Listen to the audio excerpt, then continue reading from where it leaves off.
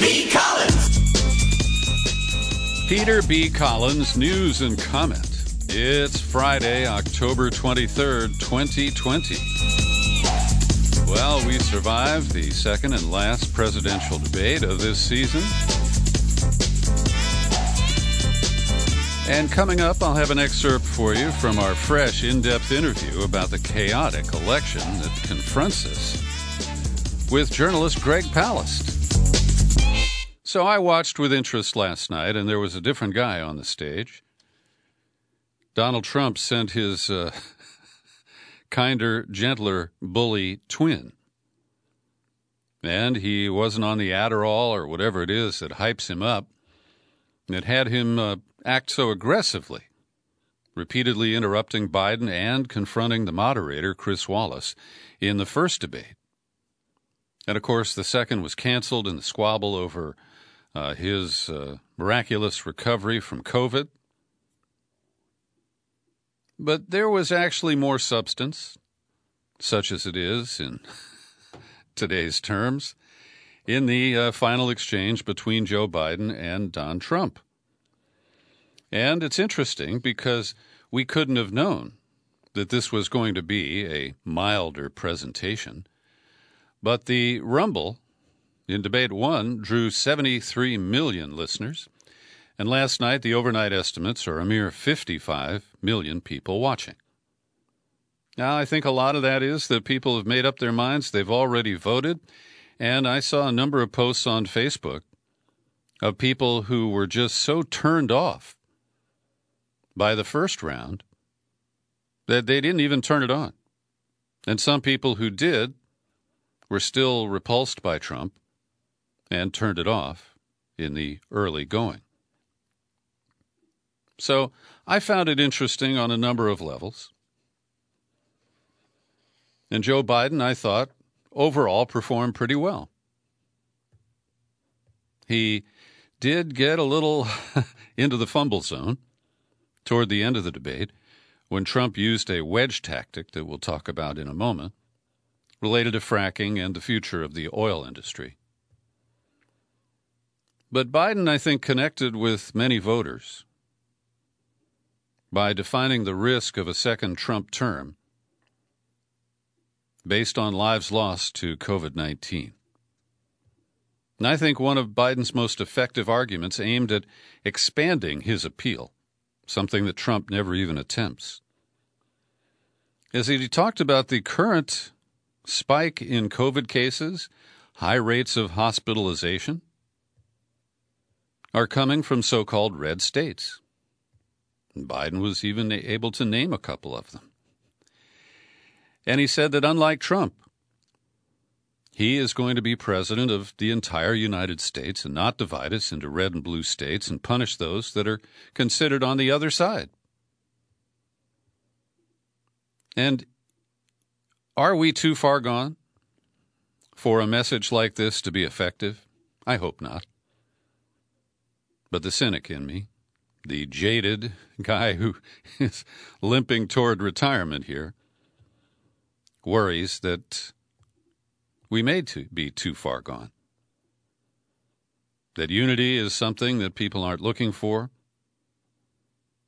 That the partisanship that Trump has unleashed, like kryptonite, will remain quite active, even if he is defeated. Biden also was able to personalize it and I think show some compassion. He talked about a viewer who's lost a loved one to COVID-19 who will be crawling into bed tonight and missing that partner.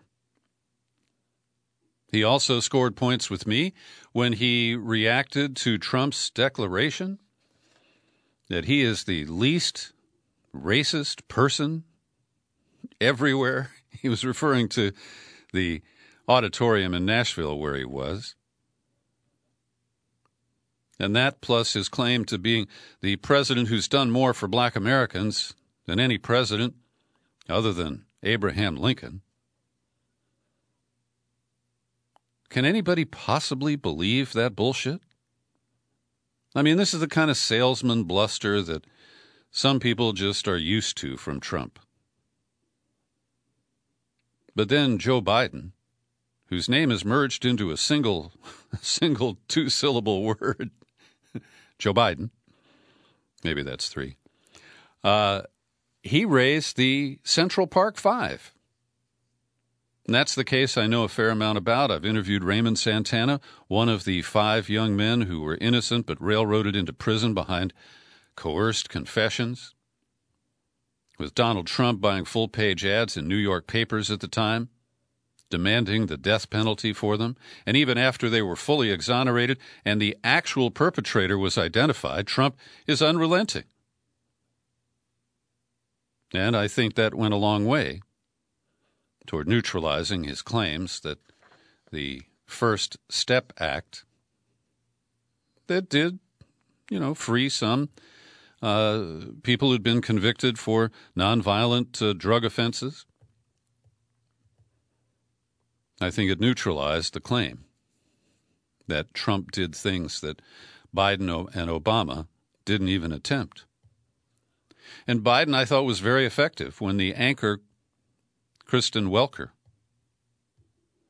asked them both to discuss the talk that black parents have with their kids about how to handle an interaction in a police stop. And Trump blew past it with a lot of blather.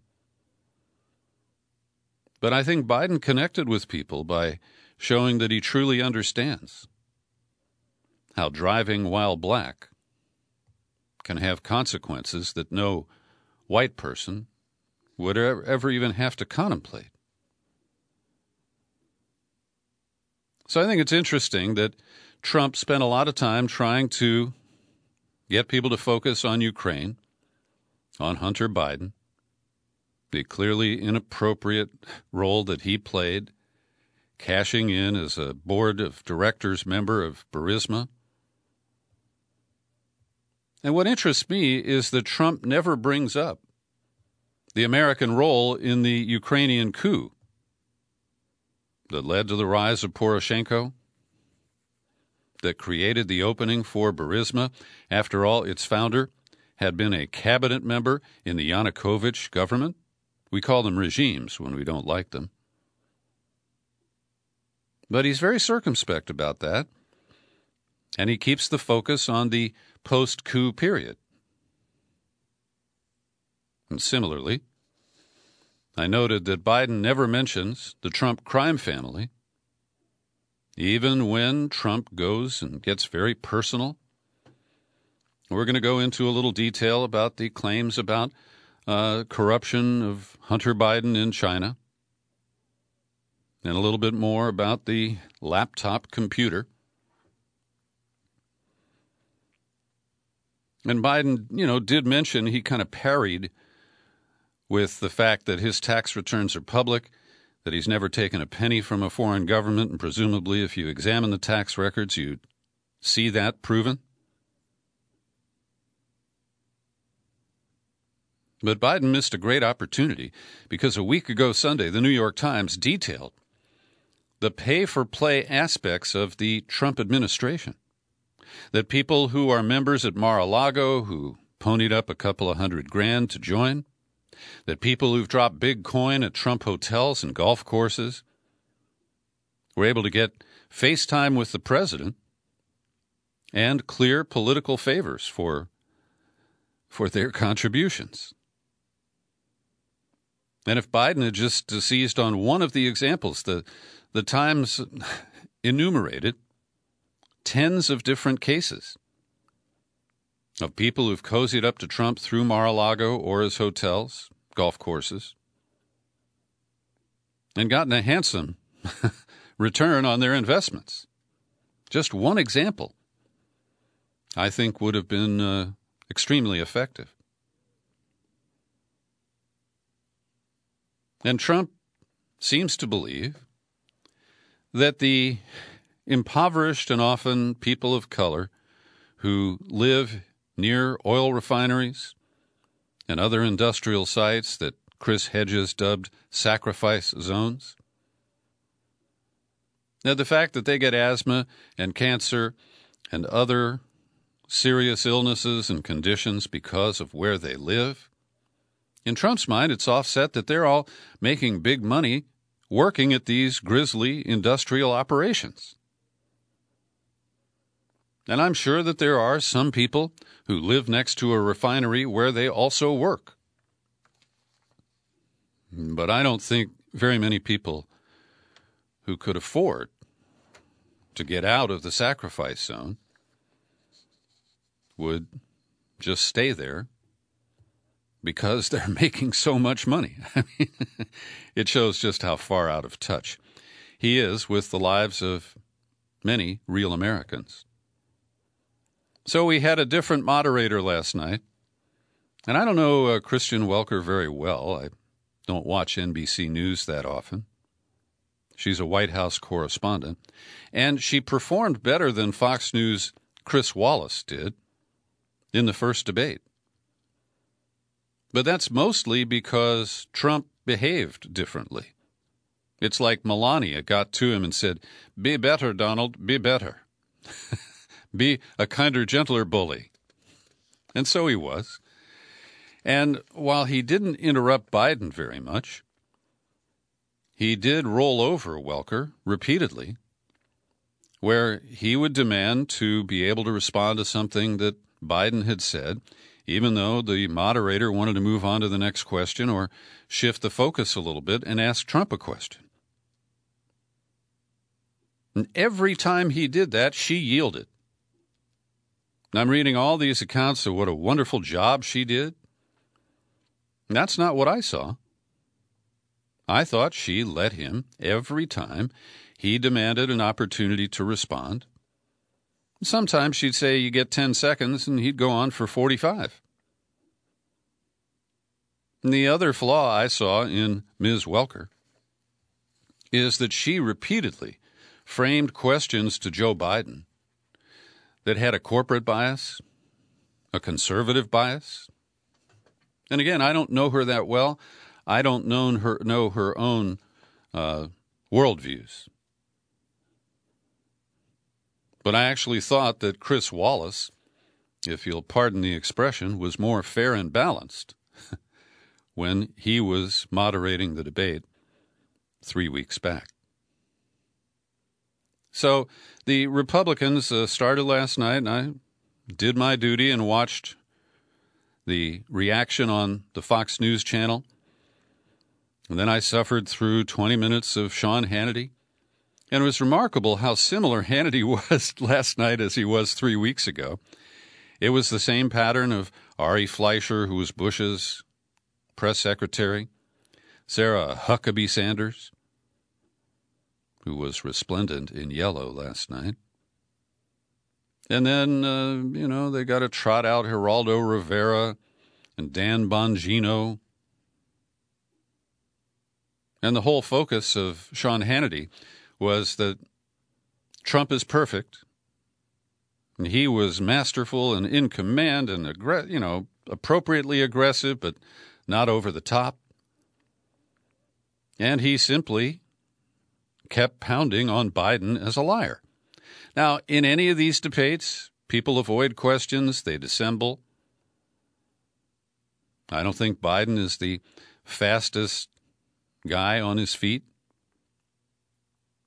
But in accusing Biden of lying, Hannity used false information. And so, to the claim made by Trump, and of course, buttressed by everybody at Fox, that Joe Biden had claimed that Trump's shutdown of travel into the United States from China at the end of January was xenophobic. And they even posted tweets from Biden that showed he wasn't referring to the travel ban from China. It was a broad condemnation of Trump for being racist and xenophobic. Or do you prefer xenophobic? And so, even as they accuse Biden of lying, and he does, they falsely accused him in some cases and used lies to attempt to prove it. So the big thing they're seizing on is that near the end of the debate, Trump very skillfully inserted a wedge. The wedge was what he had piped up about and Welker initially declined to discuss, Joe Biden's position on fracking. And Joe has fumbled this. He has said no new fracking. He has said no fracking on public lands. But by the time he got the nomination, he has felt that fracking is a flashpoint that hurts him, particularly in Pennsylvania. Now, notwithstanding the polling that shows that a majority of Pennsylvanians oppose fracking after experiencing more than 10 years of it, the corporate media descends on Biden, makes it seem like he's going to lose Pennsylvania because of what he said last night. And what he said was that he wants to transition toward the elimination of fossil fuels. And anybody who believes that climate change is a real threat, I think in general supports that. If anything, his timeline to 2035 and 2050 doesn't reflect the urgency of the situation. But given that Trump is a total denier of climate change, he views it only in economic terms and that, trying to clean up our emissions, trying to reduce and eliminate burning fossil fuels, he doesn't believe in any of that. And so I think that it did present that sharp contrast. But because Biden has muddled his position on fracking and fears that union bosses will desert him or punish him if he takes a stronger position, it did leave him vulnerable. And I think Trump did exploit it to some benefit. Again, I don't think that this debate really changed a lot of people's minds, and since 50 million people have already voted, I think that's another reason that some people didn't bother to watch last night. So here's the verbatim. Trump to Biden. Would you close down the oil industry? Biden. Yes, I would transition. Trump. That is a big statement. Biden. That is a big statement. Trump. Why would you do that? Biden. Because the oil industry pollutes significantly, because it has to be replaced by renewable energy over time, and I'd stop giving to the oil industry, I'd stop giving them federal subsidies. Now, there's actually some substance here, because it is obscene that we continue to give huge subsidies to the oil and gas industries in this country. And I think that while it could have been presented more crisply, that most people who are inclined to support Biden understand what he's saying. But then Trump tried to drive a pile or, open up a new oil well. He said basically what he's saying is he's going to destroy the oil industry. Will you remember that, Texas? Will you remember that, Pennsylvania, Oklahoma? And Biden's retort, he takes everything out of context. But the point is, we have to move toward a net zero emissions. The first place to do that by the year 2035 is in energy production. By 2050, totally. So this will be used against him. I'm sure that the Twitter machine is very busy today. I've seen tweets from the corporate Democratic candidates for Congress, either incumbents or newbies, trying to distance themselves from Biden, talking about a balanced energy portfolio. So we will see how it plays out. But as I've pointed out, I don't have the exact figure in front of me, but I believe David Sirota was the source, that over half of Pennsylvanians in a poll this past January said that they oppose fracking. I don't know the exact question that was asked and whether it is based on future fracking, but I do think that that is significant. So Biden does appear to be in a pickle here because he is supported by the union bosses. And in a biased post, some yellow journalism in today's Washington Post, they ignore the voters that I just referenced in a poll. And they talk about a split between the union members and their leaders. So they quote Keith Thurner from the International Union of Operating Engineers, Local 95, Pittsburgh. I would say it's a 50-50 split in membership of who's supporting who. Even though the International has endorsed Biden, we have stepped back from that. We let the members know that what the International does, but there's so many undecideds or folks on either side. And I do believe that there are union members who are prepared to vote for Trump over the fracking issue. And that is part of the challenge for the future of the Democratic Party and the American left. And Biden tried to make the case that his green plans, which are not the same as AOC's, and Trump, tried to drive that lie as well. But he is attempting to show that there are jobs and good-paying jobs in the envisioned transition to a cleaner and greener industrial landscape here in the United States. One of the other issues they tangled on, of course, is immigration. And Trump blamed the Obama administration for building the cages that he put kids into. And I think it's technically correct. But the cages were not created for children. They were created during a surge of immigrants at the southern border in 2014. And some parents were strategically sending their kids in separately, hoping that they would not be detained. And so, because they were overwhelmed and ICE could not house all of the people, they rented a warehouse and they established these cages as a way of separating different groups of the immigration prisoners. You don't have time to explain all that in a debate.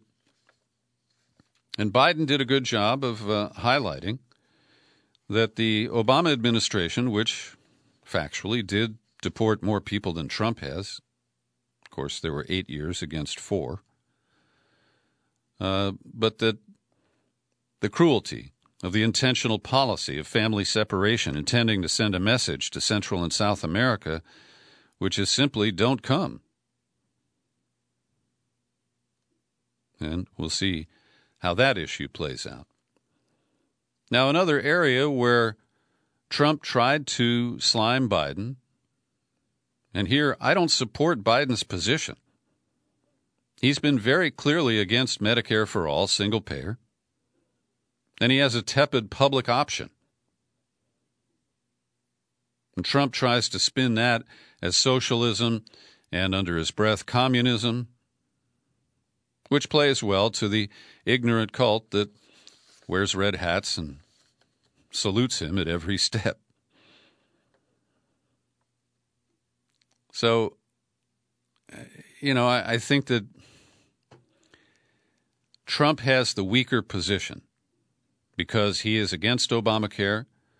Biden did not point out his comments in the 60 Minutes interview that's been leaked and that will air on Sunday, that after pretending that he didn't really want to dismantle Obamacare entirely, that he told Leslie Stahl he wants it gone entirely.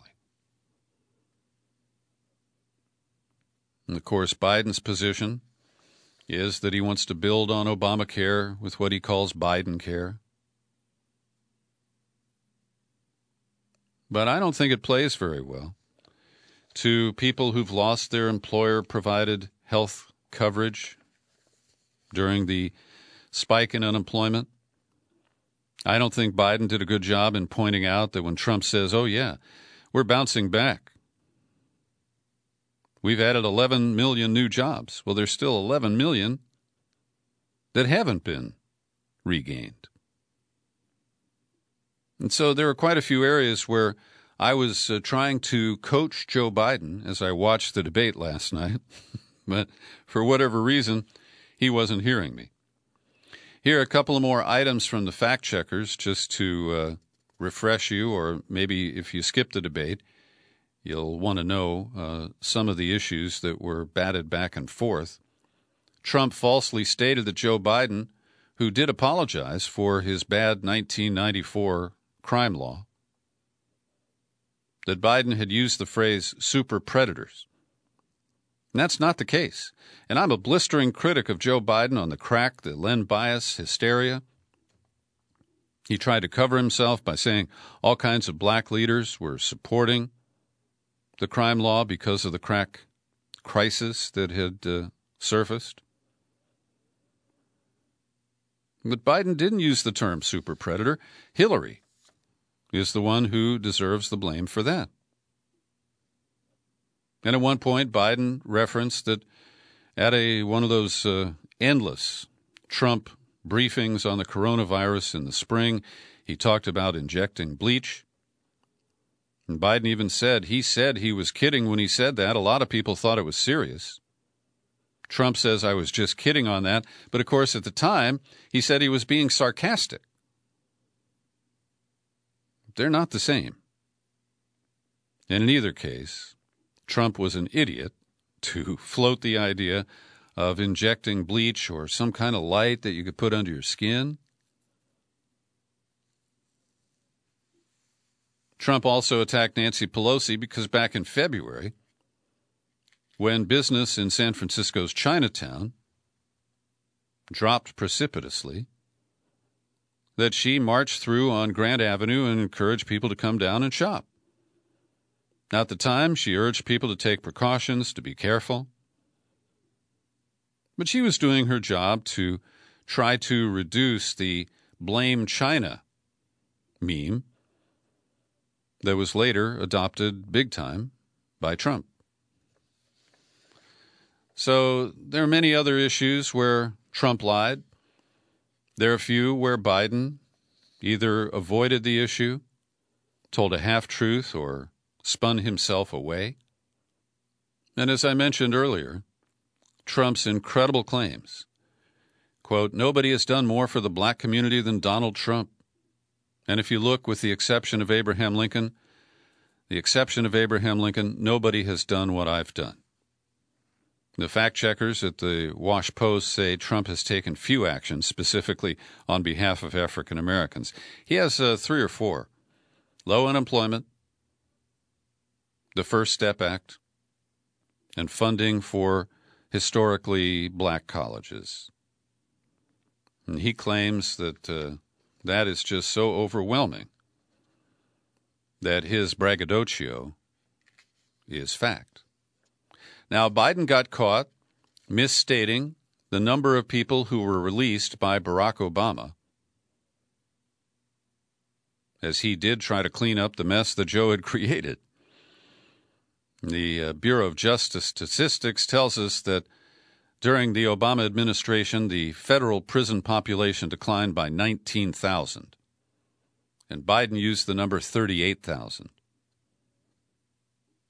So I think it was an honest mistake based on the speculation is that there were 36,000 prisoners who asked Obama for pardons or commutations, and he granted 1,900 of those requests.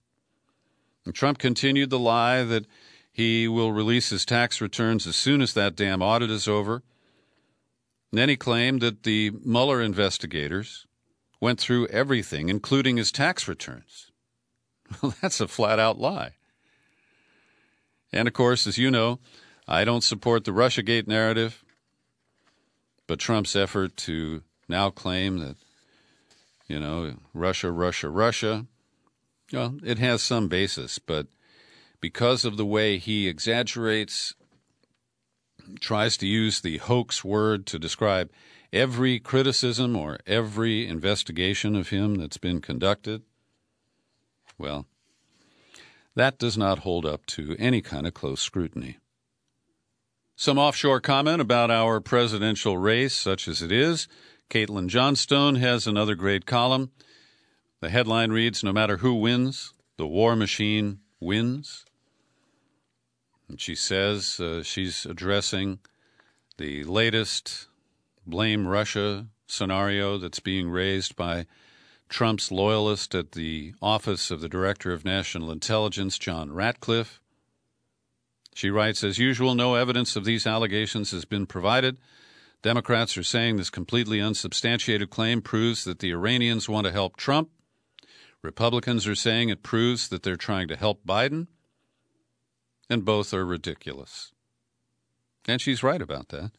She goes on to cite the Washington Post report noting that the allegation against Iran was leveled without specific evidence, that metadata gathered from the emails points to the use of servers in Saudi Arabia, Estonia, Singapore, and the United Arab Emirates. No attempt is made to address the discrepancy. She says this latest allegation adds to the steadily increasing pile of narratives the U.S. intelligence cartel has been heaping onto public consciousness that no matter who wins the presidential election, a foreign enemy will have been partially responsible for it. And the DNI made an announcement in August that Russia is interfering to ensure Trump's re-election, while China and Iran are interfering in favor of Biden. And it does get confusing because I have heard, and I stated yesterday, and I'm a little bit wobbly on this, I'll just be honest with you, I thought I heard Ratcliffe say that Iran was interfering in order to help Trump. But it's fair to say that there have been confusing and conflicting references to who is trying to hurt whom through this alleged election interference. So another quote from Johnstone, "What this steadily growing narrative means is that no matter who wins this election, America's spies and cold warriors are going to be able to use it to advance their pre-planned agendas against the world's few remaining nations which have resisted absorption into the U.S. centralized power alliance. In exactly the same way they've been able to use Russiagate to advance pre-planned Cold War escalations against Russia during this administration, they are ensuring their ability to roll out pre-planned escalations against Iran and China in the event of a Biden win. And Biden has said that he will rejoin the nuclear agreement between Iran and 6 nations. And I've speculated that Israel may persuade him otherwise if he actually wins the election. So we shall see. I have linked to Caitlin Johnstone's column. There's more, and I recommend that you read it. So I have two extreme and what I consider to be absurd commentaries on the presidential election. They're not specific to the debate last night. Televangelist Pat Robertson said on Tuesday that God has told him that President Trump will win, and sometime in the next 5 years an asteroid will hit the Earth and maybe bring the end. So here's a quote from the 700 Club host. "First of all, I want to say without question Trump is going to win the election." Yeah, because he's got God on his side. Then he urged people to get out and vote. He forecast disaster for the country and the world after the election, including civil unrest, 2 attempts on Trump's life, and a war against Israel that will be put down by God. And then the asteroid. And on the other extreme, Bill McKibben, who I have to say I've lost some respect for after his attack on Michael Moore and Gibbs. Can't remember his first name. The producers of Planet Human. But at the New Yorker, Bill McKibben says that he's busy phone banking for Joe Biden. And then he goes into a real wishful thinking zone because he imagines that despite the timidity of Joe Biden and his extreme centrism, his low tolerance for risk-taking. That suddenly, if he's elected and he's expected to serve only one term, that he's going to cast his fate to the wind and he's going to embrace a Green New Deal or something like it.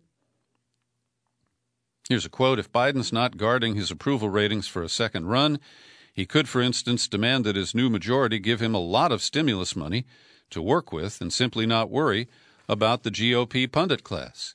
He could embrace a Green New Deal, moving money from the Pentagon to the national security task of building out solar and wind power and setting irrevocably in motion an industrial transition that would transform our economy over the next generation. He could take millions of undocumented immigrants out of the shadows. He could make sure that we have a commission to examine and recommend reparations for Black and indigenous Americans, and so on." Well, Bill, that's a lovely daydream converted to text. Thanks for sharing.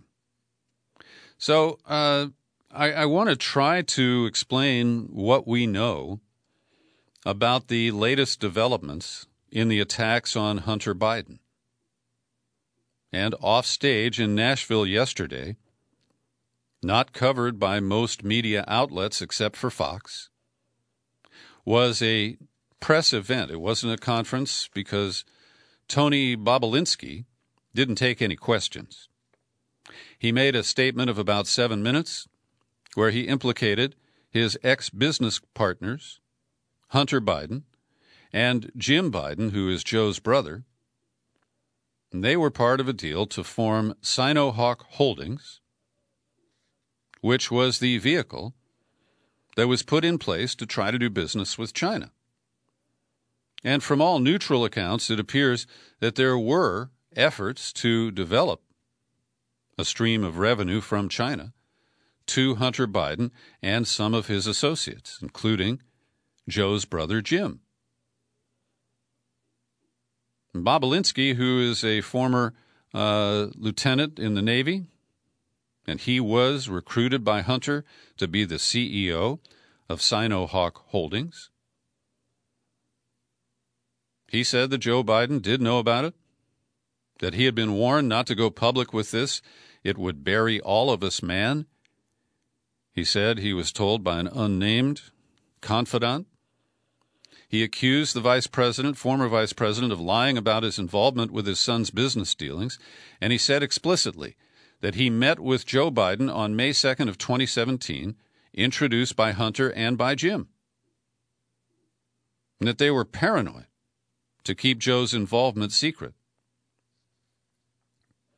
So it's important to note that this is independent of the laptop that was in Wilmington at the repair shop that wound up in the hands of Rudy Giuliani and was shared with the New York Post.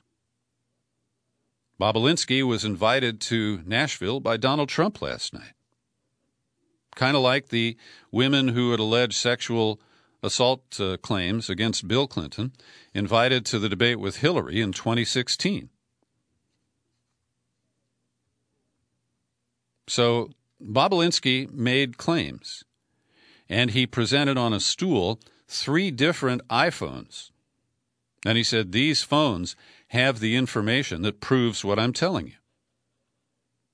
Now, that's an interesting stunt.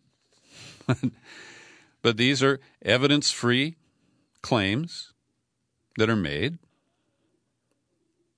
There are some documents that have surfaced as well, but we can't tell if they were doctored. Those appear to display some discussions between Bobulinski and Hunter Biden about how to split the loot, including reserving 10% for the big guy. We're all supposed to know that the big guy is Biden, but he's also referred to, they say, as the chairman.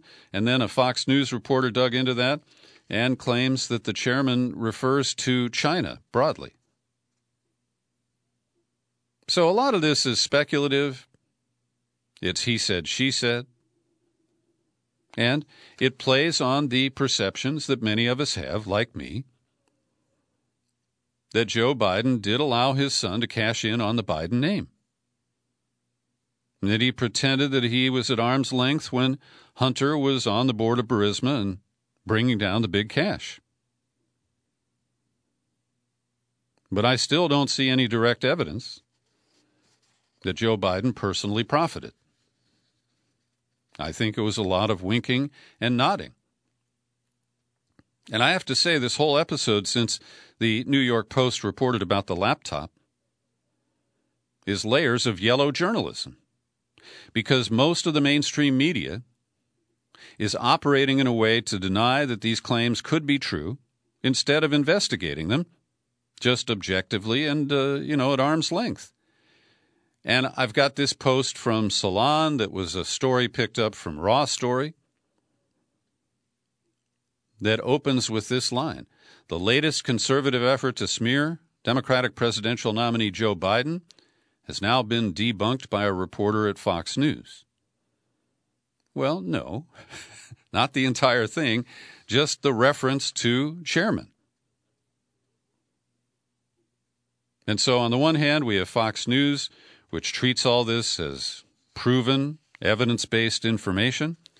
And then we have the media that is presumed to represent the left,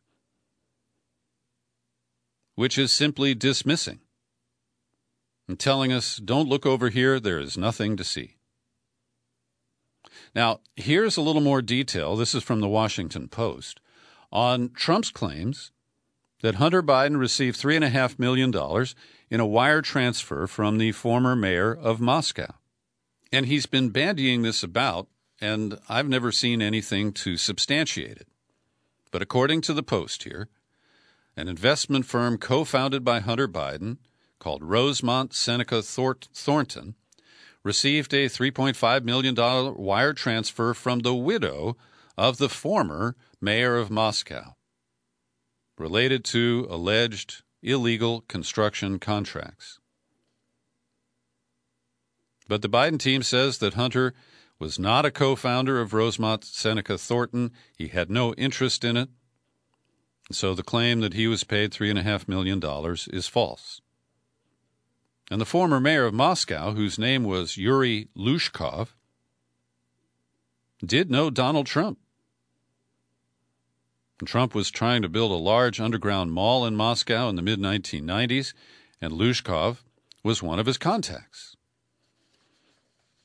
But I don't know of anything that establishes the claims that Biden or the Biden family actually received this money. And so when Trump talks about the Biden crime family, it's based on a lot of perceptions and things that are not quite provable.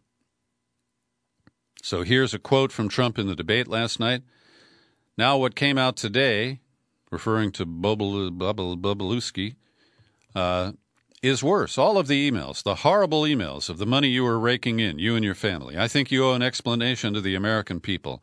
Why is it somebody just had a news conference a little while ago who was essentially supposed to work with you and your family? But what he said was damning.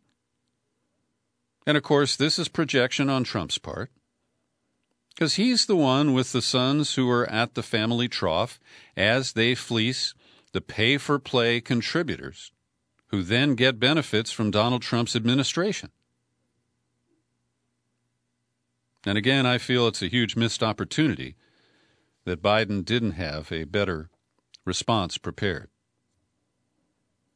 And the Washington Post's Paul Farhi is making hay at the expense of the Wall Street Journal. That on Thursday, they published a news story and an opinion column that contradict each other.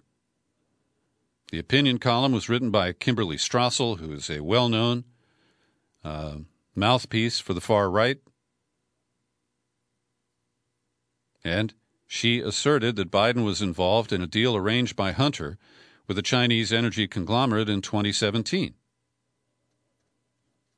And Strassel was countered by the news reporters at the WSJ. The venture never received proposed funds from the Chinese company or completed any deals. Corporate records reviewed by the Wall Street Journal show no role for Joe Biden. And the reporters quoted another partner in the venture, James Gilliar, who said he was unaware of any involvement at any time of the former vice president. And the Post continues, Biden has long denied that he ever had foreign business dealings with his son. There's no evidence beyond Bobulinski's assertions. Trump himself has faced questions about foreign business interests while serving as president. So I'm less interested in the internal squabbles at the Wall Street Journal than I am in some honest and credible reporting on these claims just 10 days out from the election. These are clearly intended to have political impact. We have to assume political motivation, and that's where it lies today. So the New York Times is still promoting the idea of Russian meddling in our 2020 election, even as they say that they don't really have any evidence. There are scattered reports of Russian hackers attempting to breach election sites. And then, after a headline entitled Breaches by Russians Pointing to Election Threat, officials say, they acknowledge.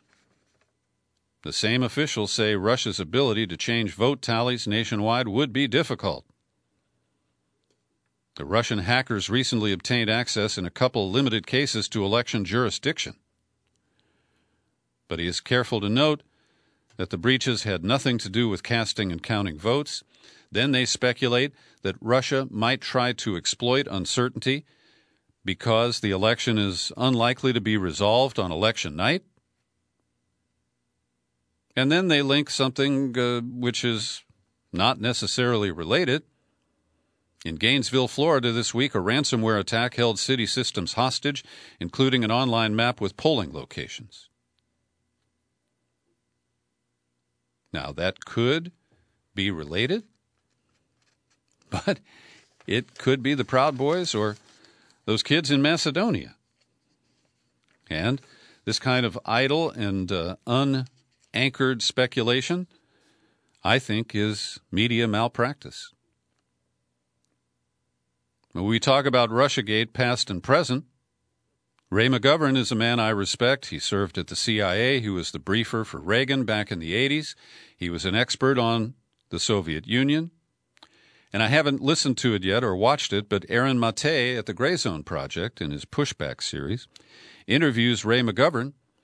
The headline reads, ex-CIA officer calls out Russiagate disinformation.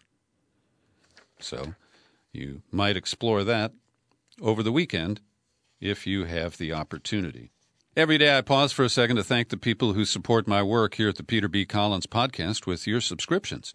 People like Arlene Baker, Joe Clarici, Kush Khatri, and George Mashke. I appreciate each and every one of you.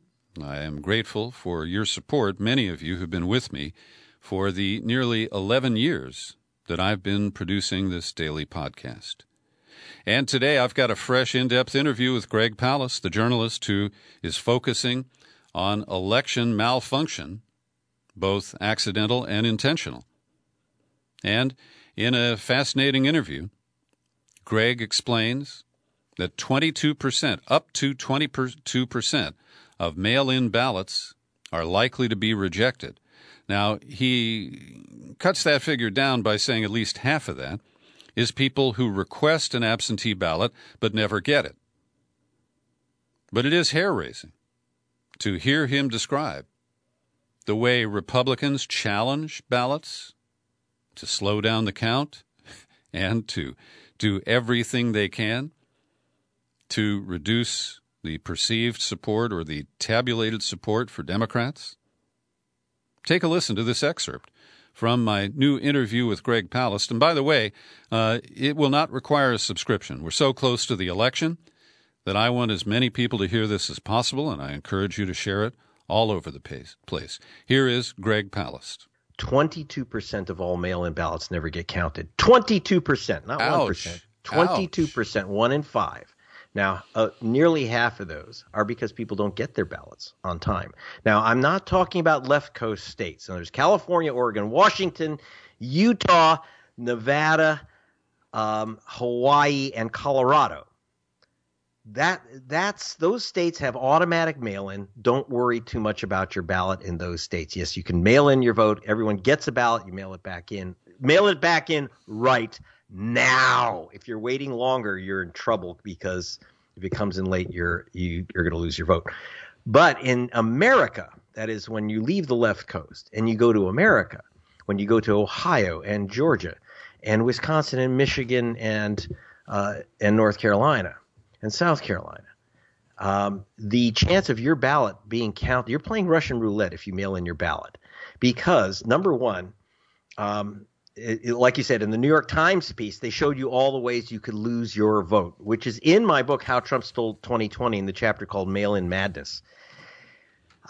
Your 141,000 voters in 16 lost their mail-in votes because someone challenged a signature. Now, Peter, we don't have 141,000 expert forgers in America. And in fact, no one was arrested for forging a name on a ballot. But nevertheless, they reject the ballots. Why do we even have this system of rejecting ballots for signatures? Unless you know a ballot's been stolen and reported stolen, it's someone's ballot. And by the way, it's not anyone's ballot that gets rejected. And at least the Times got this one right. You're 300% more likely to have your mail-in ballot rejected if you're Hispanic, and about 260% more likely if you are black.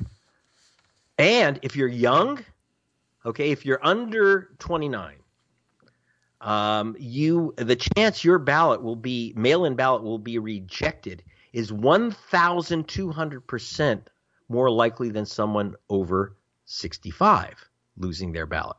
In my interview with Greg Palast, among other things, we discuss what happened in 2000 when current members of the Supreme Court, Neil Gorsuch and John Roberts, and the next justice, Amy Coney Barrett, all went to Miami, and they mobbed into the Miami-Dade Election Center, and they essentially stopped the counting of votes while lawyers went to the Supreme Court to get the election certified while George W. Bush was still ahead. And we discuss how, with the entry of armed militia groups and right-wing activists like the Proud Boys and the Boogaloo Boys, Greg Palast is very concerned, among others, that we're going to see an outbreak of a potential armed insurrection if Trump continues to sputter and contest the result of the election before all of the ballots are counted. There are two curious pieces in the New York Times today that I wanted to draw your attention to. Farhad Manjoo, who writes about tech, expresses his alarm. He said he's concerned that digital communication has already rendered empirical, observable reality beside the point. And he went to visit Joan Donovan, research director over at Harvard's Kennedy School. They run a project to examine how false narratives get into the national conversation. And I think that Manjoo's comments are interesting. They are provocative. And he says, while the media ecosystem has wised up in some ways, note how the story supposedly revealing the contents of Hunter Biden's laptop landed with a splat last week. Quite different from the breathlessly irresponsible reporting on the Democrats' hacked emails in 2016. Well, I don't consider either of those to be incidents that he should be bragging about, because we've seen the suppression of honest reporting about whatever the truth is about Hunter Biden's laptop. And the reporting in 2016 was equally, in my view, unprincipled. And then he dives into QAnon. He quotes Donovan, thinking QAnon represents a new flexible infrastructure for conspiracy. It has origins in Pizzagate, but over the years it's adapted to include theories about the deep state, the Mueller probe, Jeffrey Epstein, and a wild variety of misinformation about face masks, miracle cures, and other hoaxes regarding the coronavirus. But what he fails to note is that the conspiracy-minded Americans are driven by the failure of the corporate media. Going back to 9/11 and failing to challenge the cover-up, the yellow journalism about Russiagate, the skeptical reaction to the claims that Russia is meddling in the 2020 election. So take a look and see what you think. And another writer for the New York Times, who I haven't seen before, the byline is Steve Lohr, Lohr. In the business section of the Friday paper, he writes, "Some say a new regulator is necessary to rein in the tech sector." He said even as the Justice Department filed an antitrust suit against Google this week,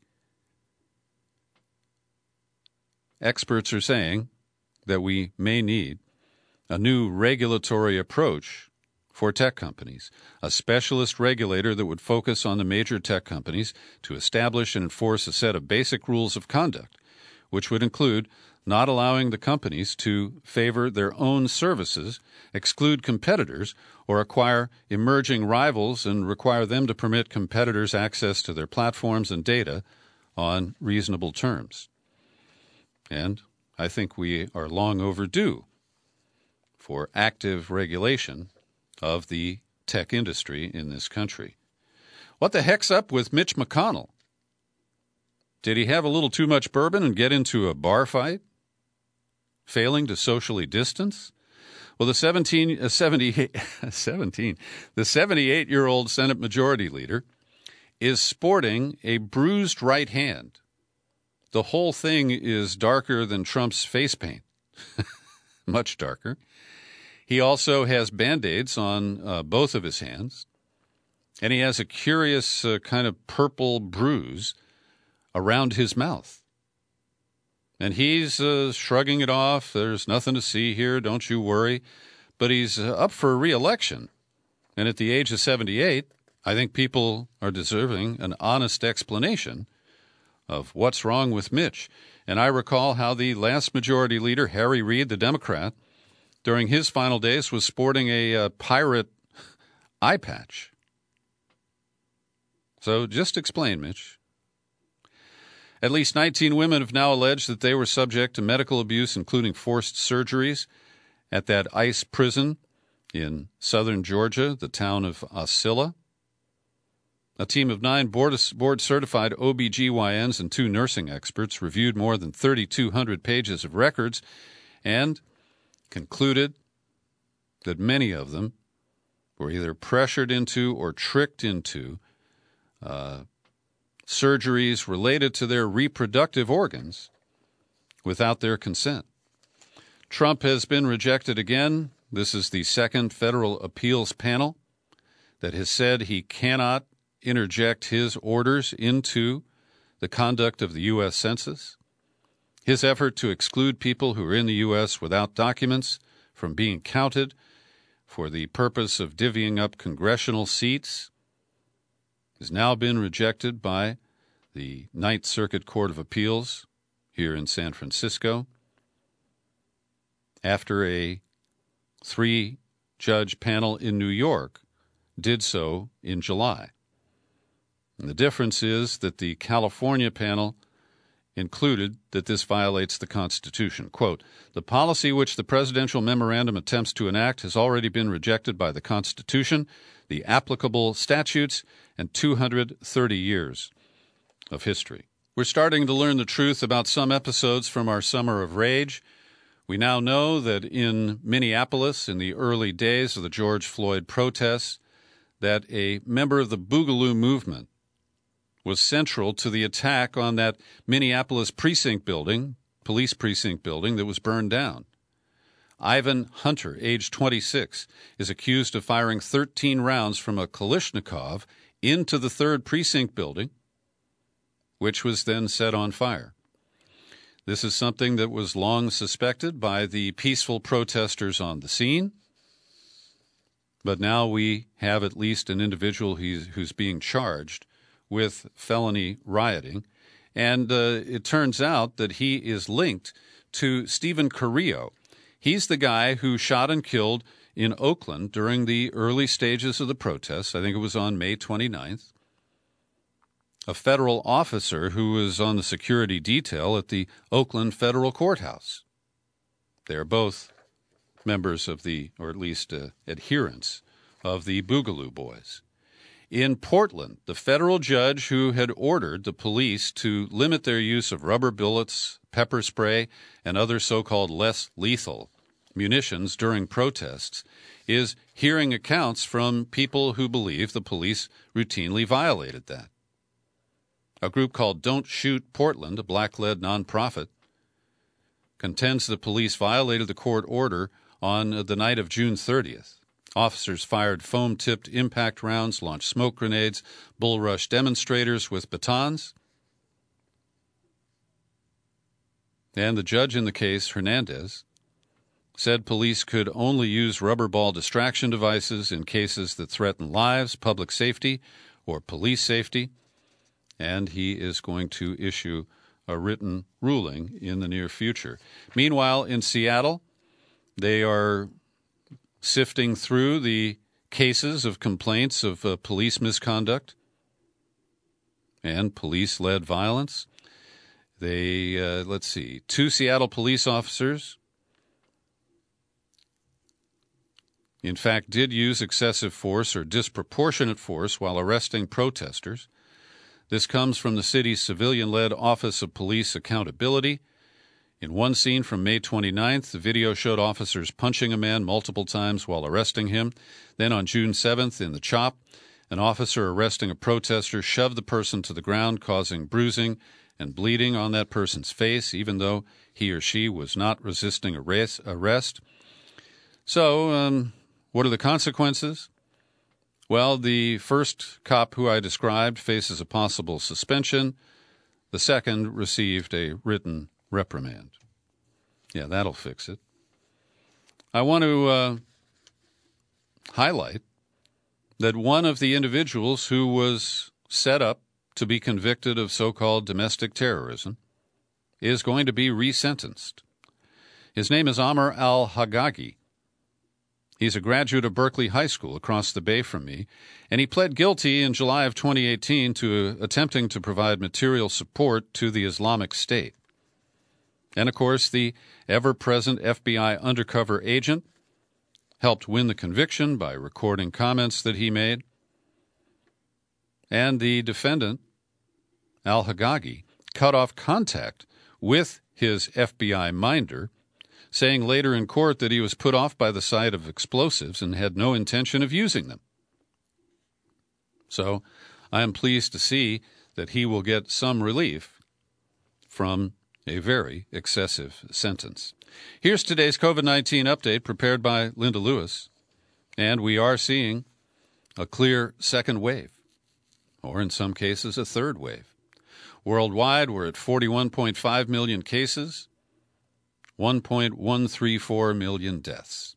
In the United States, 8.3 million cases, 74,000 new cases yesterday. We're at 222,000 deaths, and there were over 1,000 new deaths reported yesterday. So currently, we saw yesterday the most in one day since the outbreak hit alarming heights in July, and one day earlier the number was at 63,000. Hospitalizations have also risen above the 40,000 mark for the first time since August 21st. The U.S. has reported more than 8.4 million total cases, trailed by India with 7.7 million and Brazil 5.3 million. Here are the 10 states with the most cases in the past 7 days: Texas, Illinois, Wisconsin, California, Florida, Tennessee, Ohio, North Carolina, Michigan, and Indiana. And those are just in order of their of large numbers. Those are not per capita numbers. And unlike the first wave, patients are now spread more broadly across the country, especially in rural areas where hospitals may only have a few beds. One hospital in Idaho is 99% full, says they may have to transfer coronavirus patients to hospitals in Seattle or Portland, Oregon. In Kansas City, medical centers turned away ambulances. They have no more room.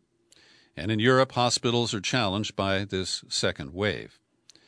The White House Task Force for Coronavirus, according to officials, say there are early signs of deterioration in the Sun Belt and continued deterioration in the Midwest and across the northern states. The White House Task Force recommended strong mitigation efforts, including mask wearing, physical distancing, hand hygiene, and limiting social gatherings. The number of people hospitalized has increased by 33% since the beginning of October. The nation's patchwork of differing COVID-19 mandates and the inconsistent use of masks could lead to the cumulative loss of more than 500,000 lives by the end of February. Researchers at the University of Washington, which has been the primary entity producing these projections, say that we could see as many as 511,000 deaths by the end of February. They also say that nearly 130,000 lives could be saved from the end of September through the end of February if at least 95% of the population wore masks in public. In El Paso, a funeral home, actually more than one, they are responding to a surge in coronavirus deaths by ordering refrigerated trailers. This has led to Governor Greg Abbott expediting medical resources to this particular area, El Paso County, in addition to resources sent last week. On Thursday, he said the Department of Health is sending over 460 medical personnel, as well as 48 patient monitors, 25 beds, and 30 oxygen concentrators. AstraZeneca has resumed the U.S. trial of its experimental COVID-19 vaccine. After approval by U.S. regulators, they paused after a series of adverse incidents were reported for people participating in their trials. And here is different verbiage, but some of the same alarmist coverage from the Washington Post. The current surge is already considerably more widespread than the waves from last summer and spring. On Thursday, the number of cases topped 70,000, first time since July. The unprecedented geographic spread makes it especially dangerous, with experts warning it could lead to dire shortages of medical staff and supplies. Scientists at the CDC found that counties in low-income brackets where many people live in crowded housing are much more likely to become hotspots. In March and April, only 11% of hotspots were in metro areas. By June and July, 40% were urban. The proportion of hotspots high on the CDC's list surged from 22% to 42%. Gilead Sciences has received approval from the FDA for remdesivir, the antiviral treatment that's shown modest results treating COVID-19. If you're feeling whiplash, it's because it was just last week that the World Health Organization released a report based on a fairly large study, but to be fair, has not been peer-reviewed yet, that showed very mixed results and no clear benefits from treatment with remdesivir. And Trump has repeated baseless claims in the debate last night that the coronavirus will go away, that the U.S. is rounding the turn. Trump said more and more people are getting better. We have a problem that's a worldwide problem, and of course he blamed China. And Biden responded, anyone responsible for as many deaths as Trump should not remain as President of the United States. And finally, here's my weekend viewing agenda, and feel free to copy me if you wish. But tonight I'll be watching the new Borat movie, produced and hosted by Sacha Baron Cohen. I can't wait to see the Rudy Giuliani sequence. And a reviewer in the San Francisco Chronicle warned us that this is even more cringeworthy than the previous Borat movies. I'm very curious to see exactly what he pulls off. And also, over at Showtime, my friend Alexandra Pelosi has produced, I think it's her 13th documentary.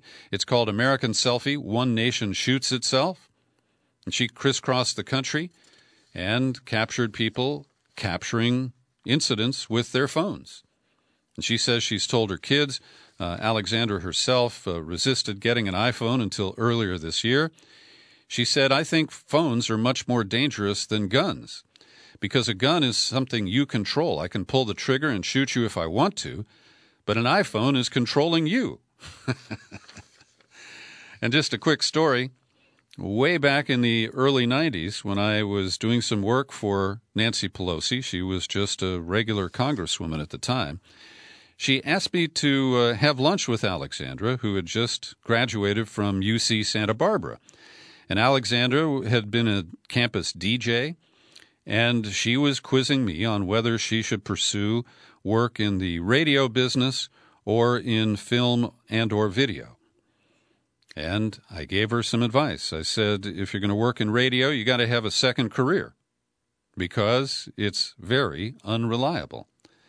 And it appears she did take my advice because she, to my knowledge, has never pursued radio and has produced some fascinating documentaries in the interim years. Thanks for listening to my daily news and comment podcasts. It's on YouTube. You can share it with everybody. And I'm Peter B. Collins. Happy trails to you until we meet again. Happy trails to you. Keep smiling.